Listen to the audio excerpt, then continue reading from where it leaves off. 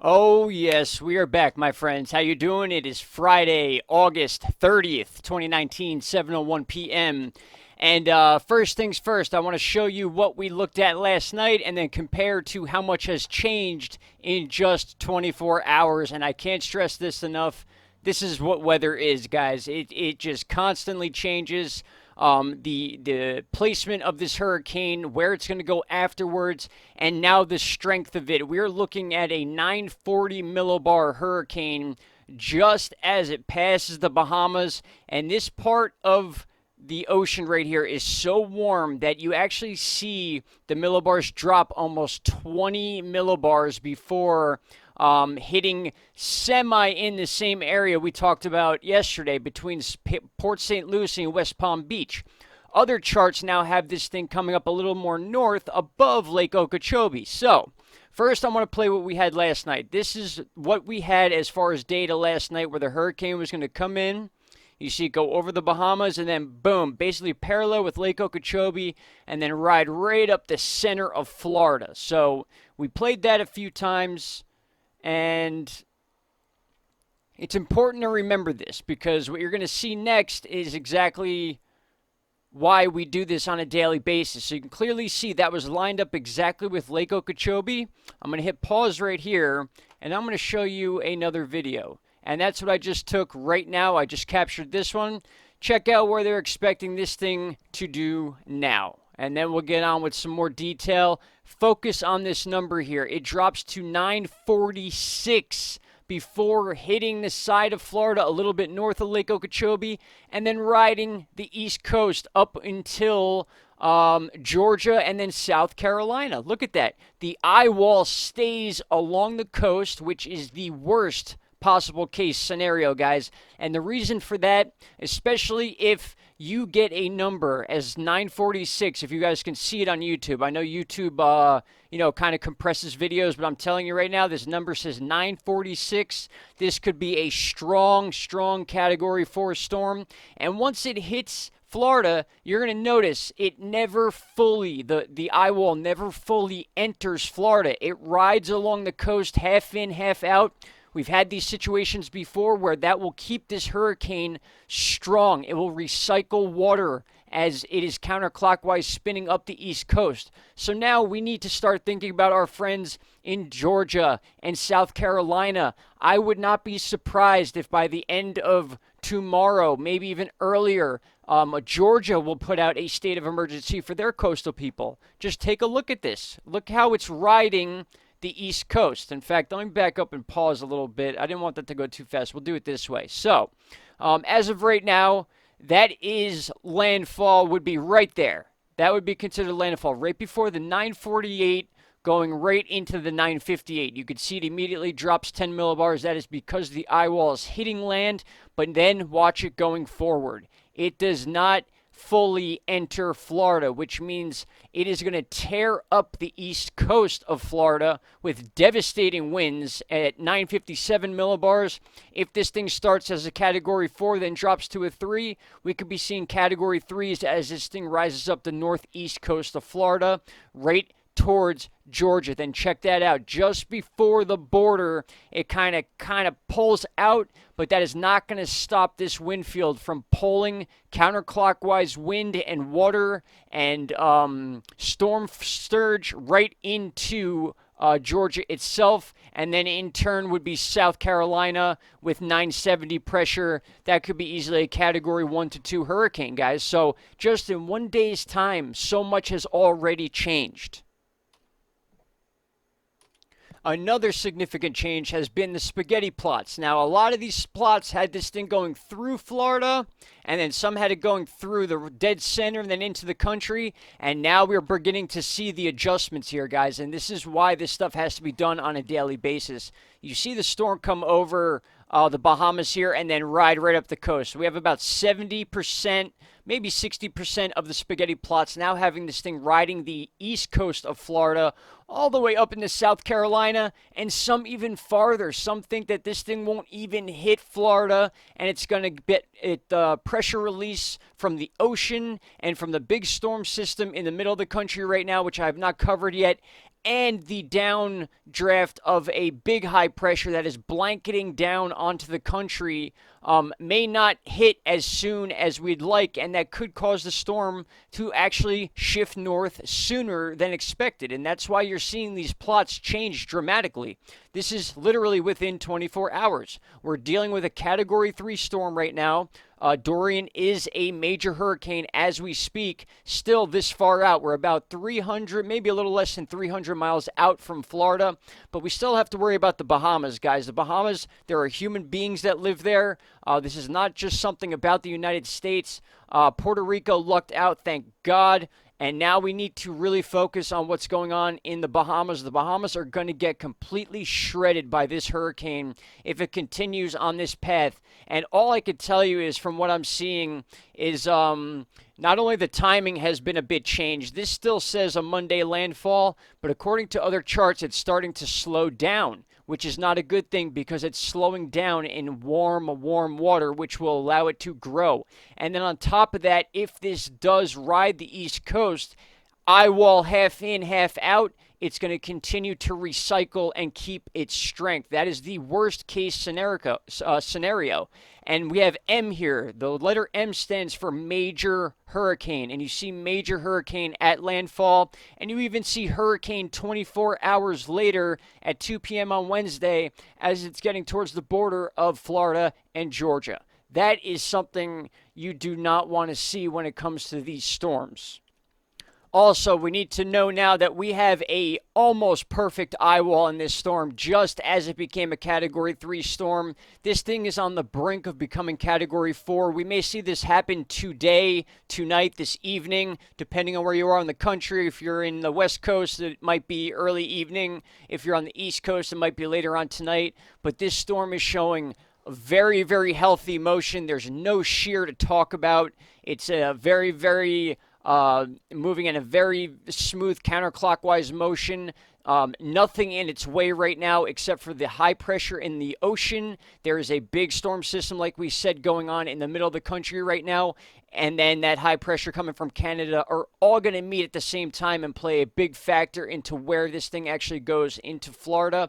And that's going to be why we have to talk about this on a daily basis. You can't just come on and mention that, okay, the cone of uncertainty brings it into East Florida and that's all we have to worry about. That is not true, especially with a wind field from a Category 4 being 200 miles in diameter. The entire state of Florida could be seeing tropical storm force winds aside from the eye wall, which anything 50 miles and out would be total devastation, guys. We're talking situations where you would not be able to live or move, or even animals. Some animals would not be able to habitat in area that gets hit by a Category 4 storm. And we got a little taste of that with Hurricane Irma when it hit Naples. Naples was in deep trouble, and that was a weaker hurricane. That was a Category 5 at first. Because it hit Cuba, it slowed down. That was a storm everyone believed was going to hit the West Coast, but it did not. And here's a good shot captured by Levy Cohen on Tropical Tidbits. Just of that eye wall, that perfect eye wall. And when you see that, you know that strengthening is coming. The recon planes are currently out there right now getting another reading for, I believe, our 5 o'clock. No, we're way past our 5 o'clock update. Our 5 o'clock update actually confirmed that we are now at Category 3. The next update, I believe, would be 11 from the National Hurricane Center. I'll be here for that. But, guys, this thing is growing intensively, very quickly, and it's very healthy. There's nothing that's going to stop this storm. The only thing that we need to focus on now is where it's going to go and the outside pressures that are going to influence it. Before I go any farther, I also want to point out something here. We're at 115 miles an hour with this storm, Dorian, and we also have another invest forming as we speak over the next 5 days, 30% chance of formation. I told you guys it's going to be a long September. It could be a very long October. again, I was talking with the meteorologist Craig Setzer from Miami, and he's just a great guy, and you know what? He knows his stuff, and him and I were in agreement about Dorian. We had a little, not an argument, but a little back and forth about what Dorian would do, and now we both understand that Dorian has certainly outperformed what we thought it would do, and now the west coast of Africa is going to be a hot spot for us to watch. There is a lot of Sahara dust going on right now, so that could cripple this storm. In fact, we shouldn't even be talking about this at the moment when we have Dorian so close to the Bahamas and already doing damage to these islands down here. But we have to point this stuff out, guys. 30% chance right off the bat over the next 5 days. That is a pretty high number to start off with. And it's this time of season where we see these hurricanes coming from this area. And then towards the end of the season, remember, we get these hurricanes down here that like to shoot right up into the Gulf of Mexico. So not looking too far ahead. I want to stick to Dorian. And now take a look at Ventus Sky and what it is saying right now. Now, I want you to take a look at the difference in time. Yesterday, when I had this set on the 1st, which would be Sunday, the day before Labor Day, it was a little bit farther out. And then when you get to the 2nd, you could see clearly the eye wall is just about into Florida, and it's still in the same spot. It's in between Port St. Lucie, and now a little bit south than West Palm Beach. More Delray Beach and Fort Lauderdale is where they're showing the eye wall. So just in a 24-hour period, we've probably dropped the landfall area as far as the eye wall goes, about 100 miles, maybe 50 miles, give or take. It's not going to matter. If this storm is as big as it is, look where I'm showing you guys right now. We are at 10 meters off the ground right now, and we're showing readings of 128, 127, 130, 130 miles per hour. Now just picture 130 mile per hour winds pushing 10 feet of water. That's not counting the rainfall, which could be a foot alone into West Palm Beach. Guys, this thing will completely decimate these beaches. Delray Beach, West Palm Beach, Port St. Lucie, especially if this thing rides up the coast, and then Palm Bay. It doesn't show exactly that. Actually, there it goes. It does show it. It has updated. That's unbelievable. I'm glad I caught that here while I'm showing you this video. Things have changed, guys. This thing wants to ride the coast rather than go into Florida and then up the middle. Now we're looking at a hurricane that could be constantly recycling itself, staying strong, and taking up multiple areas of Florida, and then still being strong enough to make it up to South Carolina and then North Carolina. Who knows where this thing could go at this point, guys. But as we move forward into the 3rd, you can clearly see we are still seeing 100-mile-an-hour winds as the eye wall removes itself from land. Look at this. First, we have the eye wall touching down below West Palm Beach. The very next day, the eye wall has gone right up through Port St. Lucie and has then separated itself. It's almost come off Florida, which would regain strength, which is why you're still seeing numbers in the 120s and even higher in some spots. Then you move into Wednesday. Check this out. Look how much ground this is covered in one day from Tuesday to Wednesday, rather. And then we have a hurricane with close to 100-mile-an-hour winds just off the coast of Georgia itself, pulling out from Jacksonville and then pushing into Savannah, Georgia. And then let's go to day 5 and just see it. Look at this thing has not left the coast. It's almost like it's being a magnet to the coast rather than riding up into land or has any intention on going inland. And that is due to the changing of the high pressure in the ocean and the high pressures in the United States. We talked about this, and I know I drill it all the time, but it has to happen. Like, I have to repeat this stuff, guys, because slight changes in what goes on in the U.S. and the jet stream are what control hurricanes. Hurricanes do not freely move on their own. If there was no high pressures, nothing in their way, they would form and immediately just shoot north. That is just the way it works. They spin counterclockwise, and they always want to go north. The only reason they don't go north is because there are high pressures that keep them south, and that is why we were watching the hurricane coming up this way. Dorian, we're talking about making that northern movement, and then we saw these high pressures continuing to keep it pinned down and make that left turn where we would say we were showing Port St. Lucie and West Palm Beach being where the main landfall would be. So if they take it back down to the first, we're looking at 136, 130. Oh man, just a strong storm. And then by, let's see what time it is here. What do we got? Let's get rid of this thing. 8 p.m. as of right now. Could be possible landfall on Monday, still Monday, between Port St. Lucie and Miami now. So West Palm Beach is within there. This is how big this storm is, guys. This thing is going to affect all parts of Florida. If anything, maybe the most western part of the Panhandle might not be affected. But then again, tomorrow we may not even see this thing riding up the coast. It may shoot right across Florida into the Gulf. I'm telling you, it is such minor things that go on that change the outcome of where these storms go. Really quick, we'll check out another version of Vent to Sky, but just that number alone right there, guys, 948, that is a scary number. And then if you have a 948 millibar hurricane that is riding the coast, that is not either inland or offland, is halfway through, that is the worst case scenario. That is pulling water out, pushing water in constantly. This will be a major storm surge storm. Lots of rain, lots of flooding. Coastal areas will be evacuated, guys. I'm telling you right now, I was just speaking with my mother. My grandma lives near DeBary, Florida. She just recently moved a little bit a ways from there. She lives on the 8th floor now of a building, and they just had a meeting today where they are all going to be moving down to the 2nd floor when and if this thing makes landfall.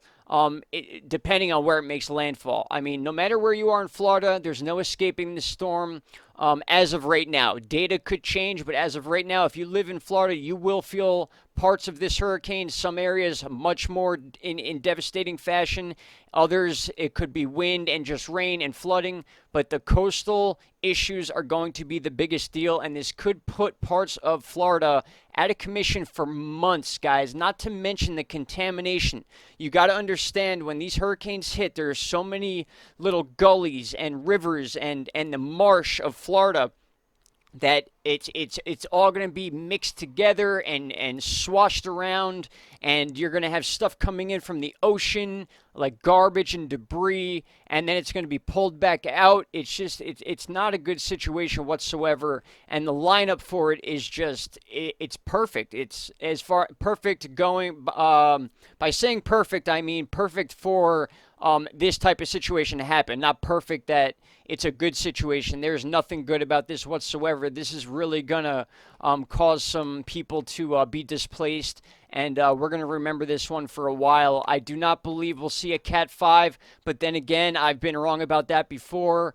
You never know. When you're dropping down into the 940s, if I back up a little bit, guys, that's a scary number to see with a hurricane this close to land, especially a U.S. state like Florida. And then after that barrels through the Bahamas might not even get the eye wall of this storm. So, oh man, with that said, that's the update for now. I want to get out smaller updates. I'm working on one as we speak, but I'm back, guys. We are going to be doing updates constantly, and this is how it's going to be from now on.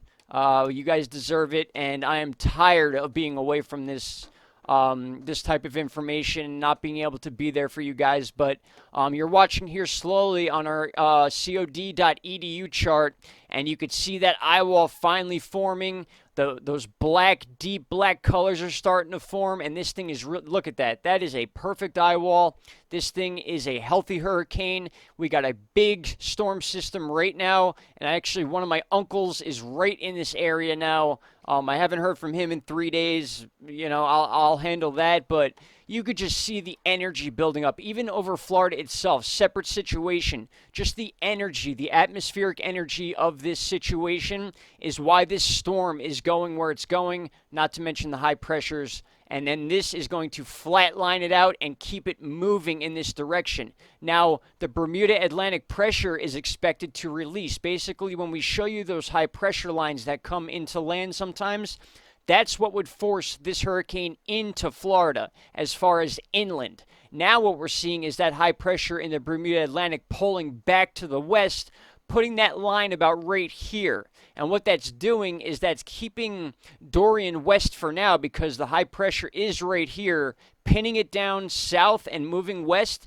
And then as it releases, that is why we are now seeing the eyewall ride up the coast of the east side of Florida and then Georgia, because that pressure releases. Like I said, the second the pressure releases, these storms want to shoot north, and it just so happens that the pressure is going to release to the point where the eye wall is half on land, half off land. And that is, like I said, worst case scenario. So with that said, guys, I hate to bring more bad news, but we got to be real here. And I will be back with another update later on tonight. I'm going to do 2 videos tonight at least. I want to get a live stream out there so we could talk and get some ideas.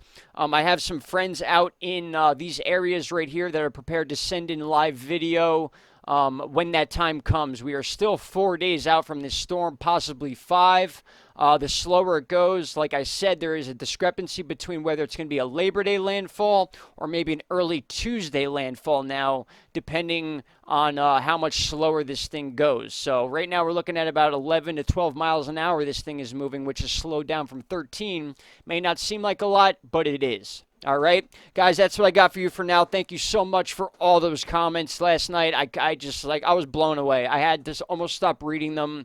It's just the support you guys show is incredible, and it just it motivates me knowing that I can help one person just have a little bit more information than they had the day before or even the hour before. And if you guys need anything from me, specific information, please comment below. Please contact Caroline. She will send me anything you guys need to know. And I'm not leaving this chair until about 5 in the morning. Like I said last night, I'll be here all night long. Questions, comments, anything, just leave below and we will talk about this. Like I said, I have family in Florida, guys. This is very concerning to me.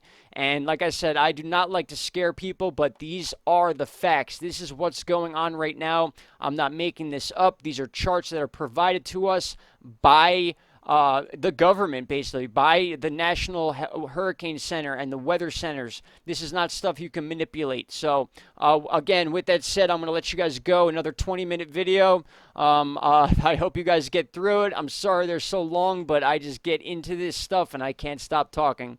You guys pull it out of me. So, good luck to everybody right now, especially those in the Bahamas that are dealing with this, and Nassau, those areas. This is definitely going to be something to remember, and I'll be back shortly. Thanks a lot, guys. Bye-bye.